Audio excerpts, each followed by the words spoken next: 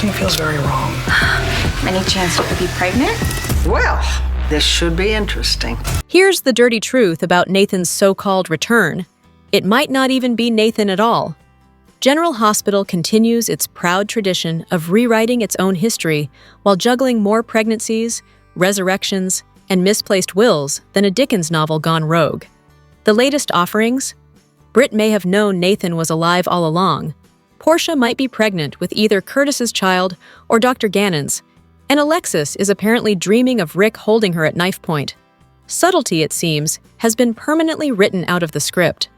Let's begin with Britt, who, in case anyone missed the slow-motion replays, shows not a flicker of surprise at Nathan's miraculous return. That tends to happen when you've been in on the secret from the start, slipping him memories and medication like a backstage coach prepping an understudy.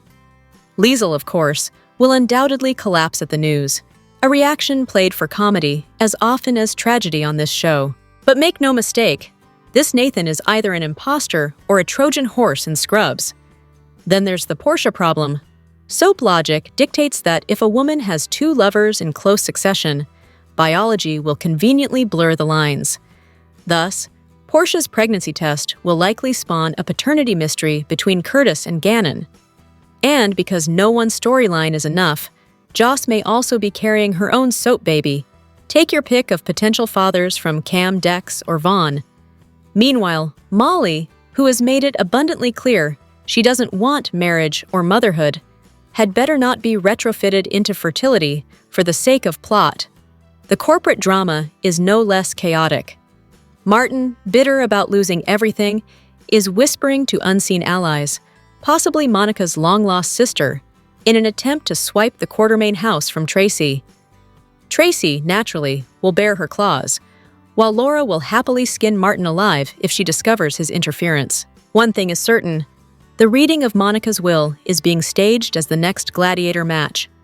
Though whether it goes to Tracy, Michael, or Jason, the paperwork will surely be misplaced for maximum drama. And then there's Rick, popping up like a bad penny. The shirt design alone apparently confirms his escape, and Ava, always up for a little homicide with flair, will no doubt dispatch him before dessert. But the true problem here is not the parade of pregnancies, resurrections, and wills. It's the writer's assumption that the audience has the memory of a goldfish. Long-established character histories are conveniently rewritten, timelines blurred, and storylines stretched to the point of absurdity. 1 year from now, when the truth about Nathan is still being teased, viewers will still be waiting for resolution, because in Port Charles, endings are merely suggestions, and continuity is whatever the plot demands this week. They ruined Britt's comeback by rewriting history and stealing Rocco's story in the process. The grand return of Britt was supposed to shake up Port Charles, but instead it's unraveling into a retcon nightmare that cheapens both her redemption arc and the legacy of Lulu and Dante. The decision to tie Britt once again to Rocco, a child she obtained through theft, deception, and the most grotesque misuse of surrogacy imaginable, is not only insulting to the history of these characters, it's nonsensical. Rocco is Dante and Lulu's son, full stop. Britt inserting herself into his life now feels contrived, disrespectful, and needlessly cruel to Lulu, whose pain has become the writer's favorite playground. Worse still, Britt's sudden obsession with Rocco doesn't even track with her prior characterization. Before her death, she had no interest in him. Now, out of nowhere, she's staking a claim as if biology by theft grants her parental rights. It reeks less of organic drama and more of a cheap way to keep Lulu occupied, as though her only function is to suffer karmic consequences for past missteps with Brooklyn and Dante. That isn't character development. It's punishment disguised as plot. The tragedy here is that Britt didn't need this storyline to make waves. She's already inherently disruptive, abrasive, and compelling, a perfect soap character. Between her Huntington's diagnosis, her entanglements with Jason, and her knack for stirring chaos simply by walking into a room, Britt brings enough drama without dragging Rocco into the mess. Tying her to a teenage boy she never cared about until now diminishes both characters. Some defenders argue that her harsh behavior is a front, that she's intentionally pushing people away to shield them from a dangerous new boss. Perhaps. But even if that proves true, it doesn't justify rewriting her history or dismantling the redemption arc that made her death remotely poignant. Soap operas thrive on disruption, yes, but disruption should serve character, not obliterate it. The irony is that this Rocco twist only underscores how little the writers trust their own material. Britt works beautifully with younger characters. Her bond with Spencer was proof enough. She didn't need a clumsy maternal claim to Rocco to replicate that magic. Instead, the show has reduced her to the same old manipulative schemer, erasing years of growth in the process. If the point was to reignite debate about Britt, mission accomplished. But if the goal was to craft meaningful drama, this plot is a failure. Rocco, Lulu, and Dante deserve better than being used as props for a retcon that insults their history. And Britt, once one of the most complex women in Port Charles, deserves a return that builds on her legacy, not one that tears it down in service of recycled conflict. Here's what General Hospital doesn't want you to realize. The hospital has no moral compass anymore. For the first time in decades, General Hospital finds itself without a guiding voice. No seasoned doctor or nurse serving as the show's moral compass. Monica Quartermain was the last of that lineage, and with her gone, the hospital feels strangely unanchored. The absence is glaring, not only because it strips the series of its history, but because it leaves the younger, floundering characters with no one to set them straight. The problem is not a lack of doctors, but a lack of gravitas. Terry and Portia may wear the lab coats, but neither carries the authority or emotional weight that Alan, Monica, Steve, or Audrey once did. These were figures who didn't just treat patients. They guided the audience through generations of storytelling. Terry is level-headed, yes, but she's underutilized. Portia, meanwhile, is too bogged down in her own crimes and cover-ups to command respect. What the show desperately needs is the return of someone with roots. Noah Drake, Jeff Weber, or even Tom and Simone Hardy. The Hardys, in particular, represent an entire branch of GH history that has been neglected. Reviving Simone, whether to tie her into Jordan's backstory or to serve as the therapist the hospital so badly lacks, would restore both legacy and function. The same goes for Felix, whose mix of sass and heart made him, along with the late Epiphany, a vital presence. Felix and Epiphany were proof that wisdom doesn't have to be dour, it can come with humor and heat. Instead, the hospital has been stripped of its counselors, its mentors, and its tradition of emotional grounding. The irony is that GH is overrun with characters drowning in grief, yet the writers seem allergic to giving them anyone qualified to talk about it. Felicia and Stella occasionally fill the role, but their duties overlap, and neither has been positioned as the true sage. Imagine instead Simone Hardy mentoring Stella or Felicia into grief counseling, an elegant way to use history to shape the present. Of course, the question lingers. Who is the patriarch or matriarch now? Kevin Collins could be a contender if the writers remembered he exists. Elizabeth is promising as head nurse, but the writing refuses to let her mature into the kind of steady presence Audrey once was.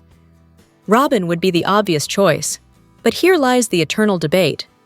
Can Robin ever be recast? She has been played by one actress, uninterrupted, since childhood, and fans treat her as untouchable.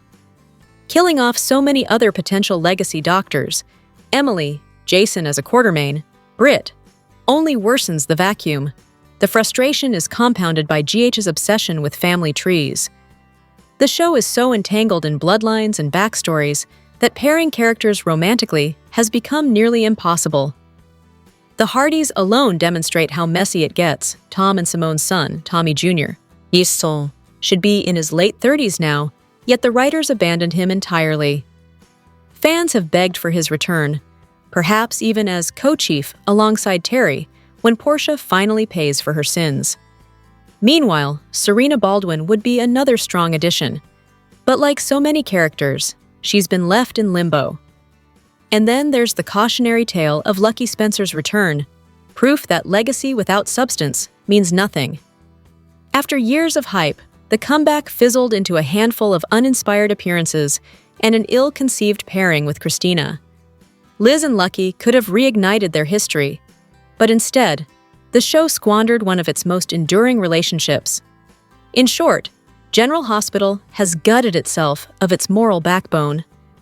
The hospital halls echo with characters who lack the authority to carry its traditions, while the few who could restore that balance remain off-screen or forgotten. What the show needs is not just another doctor, but a figure who embodies wisdom, history, and continuity.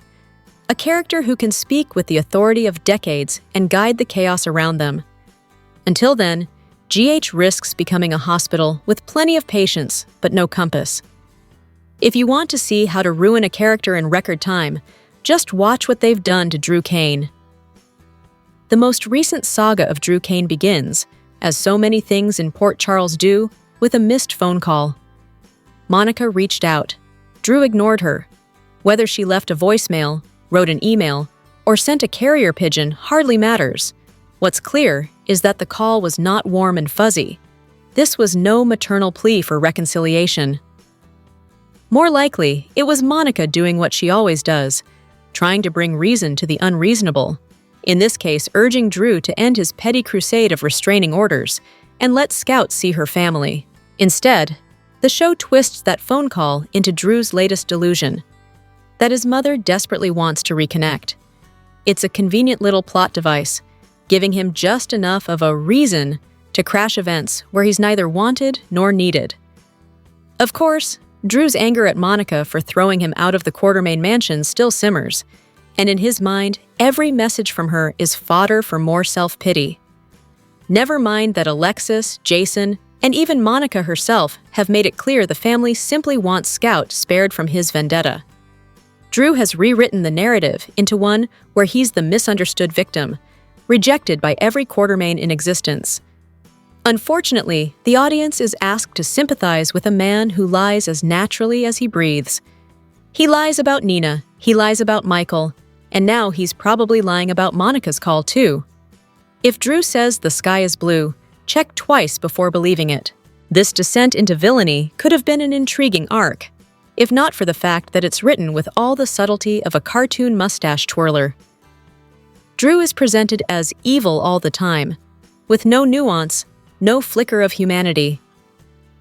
The writers have reduced him to a rage machine obsessed with Willow simply because she was once Michael's, as though that flimsy motivation explains anything. Cameron Matheson deserves partial blame here.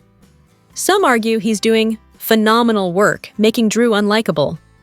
Others point out that truly great actors find dimension even in weak material. A raised eyebrow, a fleeting softness when speaking of Scout. Those small choices could inject layers into the character.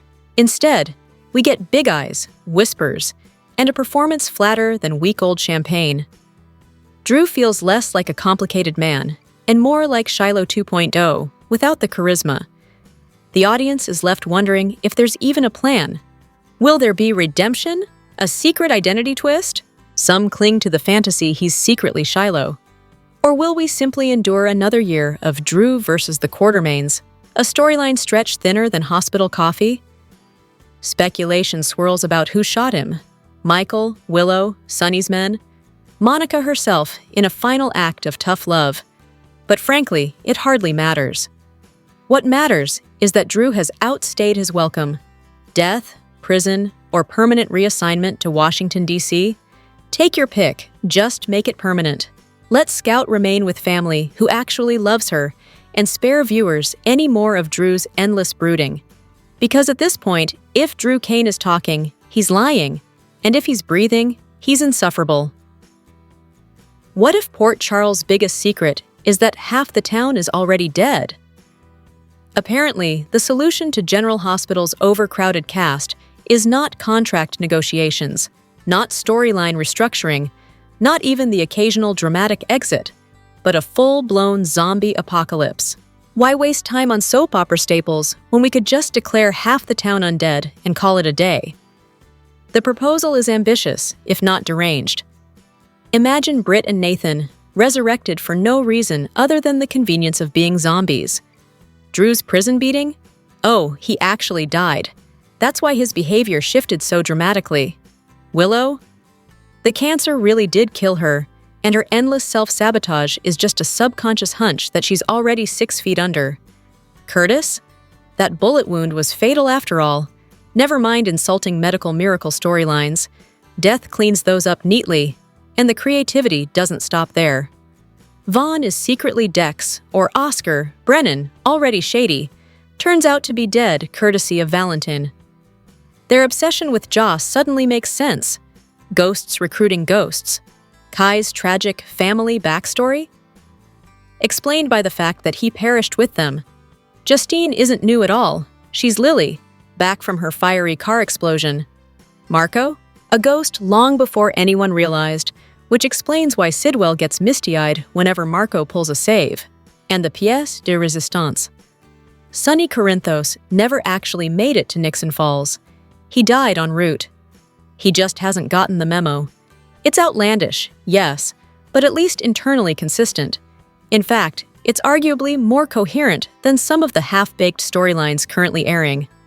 A one-week Halloween stunt could even be deliciously camp, in the tradition of Port Charles's vampiric misadventures. Let everyone discover they're dead, deliver a few eerie monologues, and then shuffle them back to the afterlife. Done. But as a permanent shift? Let's be serious. Horror may be trending with younger audiences, but unless ABC plans to start airing episodes on TikTok or Twitch, zombies won't suddenly lure Gen Z to daytime TV. Meanwhile, the loyal, decades-long viewers, the ones who tune in precisely because GH is a staple of their daily lives, aren't likely to stomach their favorite mob boss wandering around as a confused corpse. So yes, a zombie outbreak in Port Charles would be absurdly entertaining for a week. Beyond that, it would be less ratings gold and more audience exodus. Here's what General Hospital doesn't remind you. Before Ned dated Monica's daughter Dawn, he was already tangled in Monica's sheets. Every family has skeletons, but the quartermains prefer theirs be dressed in evening wear and paraded across the living room. Exhibit A. Monica's scandalous affair with her nephew-in-law, Ned Ashton. A storyline so audacious, it still manages to raise eyebrows decades later. The affair unfolded in 1988, before Monica's long-lost daughter, Dawn, even re-entered the picture. At the time, Ned was introduced not as Edward's calculating heir, but as a charming tennis pro at the exclusive Green Meadows Spa. Monica, weary of Alan's endless betrayals, fell prey to Ned's smooth charm, and, in true soap fashion, they tumbled into bed before the audience had time to clutch their pearls. Neither party realized their family connection until later.